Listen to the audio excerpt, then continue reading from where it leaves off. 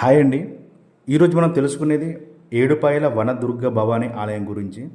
ఇది వచ్చేసి మనకు మెదక్ జిల్లాలో నాగసనపల్లి పాపన్నపేట మండలం నాగసనపల్లిలో ఉంటుంది. ఇది మెదక్ నుంచి వచ్చేసి 19 కిలోమీటర్స్. మంజీరా నది ఒడ్డున అడవి మధ్యలో ఉన్న చాలా శక్తివంతమైన అమ్మవారి క్షేత్రం ఇది. దీని చరిత్ర మరియు పేరు వెనుక ఉన్న కథ ఏంటో మనం తెలుసుకుందాం. 7 పాయలు అంటే 7 సెలయేర్లు. మంజీరా నది ఇక్కడ 7 చిన్న పాయలుగా చీలి అమ్మవారి పాదాలను తాకి మళ్ళీ కలుస్తుంది. అందుకే దీనికి 7 పాయల అని పేరు వచ్చింది. ఇది 12వ శతాబ్దంలో నిర్మించబడింది. ఇది సహజమైన రాతి గుహలో దట్టమైన అడవి మధ్య ఉంటుంది. అమ్మవారి విగ్రహం కూడా సహజ సిద్ధమైన రాతి మీద చెక్కబడింది. దీని పురాణ మహాభారతంతో సంబంధం ఉందండి. ద్వాపర యుగంలో రాజు పరీక్షిత్ మహారాజు అర్జునుని మనవడు పాము కాటు వల్ల చనిపోతాడనే శాపం ఉంటుంది. అతని కొడుకు జనమేజయ మహారాజు తండ్రిని కాపాడడానికి ఇక్కడ సర్పయాగం చేస్తాడు. ఆ యాగంలో పాములన్నిటినీ అగ్నిలో వేయాలనే లక్ష్యం. అయితే పాములు తమను రక్షించమని గంగాదేవిని ప్రార్థిస్తాయి. అప్పుడు గంగాదేవి వచ్చి అగ్ని ఆర్పడానికి మంజీరా నదిని 7 పాయలుగా చీల్చుతుంది.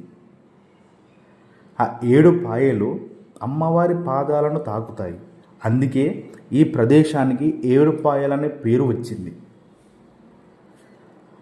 ఆ 7 పాయలను సప్త ఋషులకు పేర్లు ఉన్నాయి.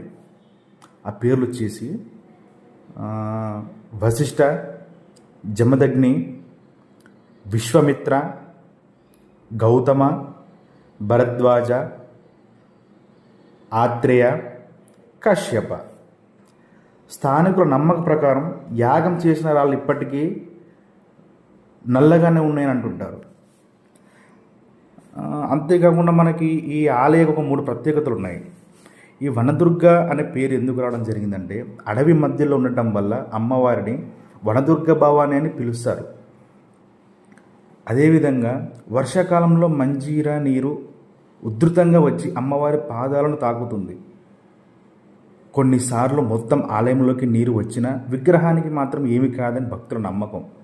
అందుకే నది అమ్మవారి పాదాలను తాకి ప్రవహిస్తూ ఉంటుంది. శివుడు, విష్ణు, గణేష, సరస్వతి ఆలయాలు ప్రధాన గర్భగుడి చుట్టూ సమాన దూరంలో దగ్గర చుట్టుపక్కలనే ఆ దేవతల గుడులు కూడా ఇక్కడే ఉంటాయి. ఇది మనకి జాతరలో పండుగలు అనేది మనకి వచ్చేసి మేడారం తర్వాత 2వ అతిపెద్ద జాతరగా ఇది పేరు చెందింది. మాఘమాస శివరాత్రి రోజు 3 రోజులు జరుగుతుంది జాతర. మొదటి రోజు వచ్చేసి బోనం సమర్పణ జరుగుతుంది. 2వ రోజు బండి ఉత్సవం జరుగుతుంది. ఇది 32 గ్రామాల నుండి అలంకరించిన ఎడ్ల బండ్లు కూడా వస్తాయి ఆ రోజు, ఇది బండ్ల ఉత్సవానికి. 3వ రోజు వచ్చేసి రథోత్సవం. ఇది ప్రతి సంవత్సరానికి యావరేజ్ 30 లక్షల మంది భక్తులు వస్తారని చెప్తారు. 3 రోజులనే ఇంచుమించు ఒక 5 లక్షల మంది దాకా వస్తారనే ఏమంటారు మనకు విషయం తెలిసింది ఇక్కడ. దసరా, నవరాత్రులు, మాఘ అమావాస్య కూడా పెద్దగా జరుపుకుంటారు ఆ రోజుల్లో. మనకిది ప్లేస్ మనకు మెదక్ నుండి 90 కిలోమీటర్స్, హైదరాబాద్ నుండి చూసుకున్నట్టయితే 110 కిలోమీటర్స్ పడుతుంది. ఇది కరెక్ట్ ద బెస్ట్ టైం చూడడం అయితే వర్షాకాలం అండి. ఎందుకంటే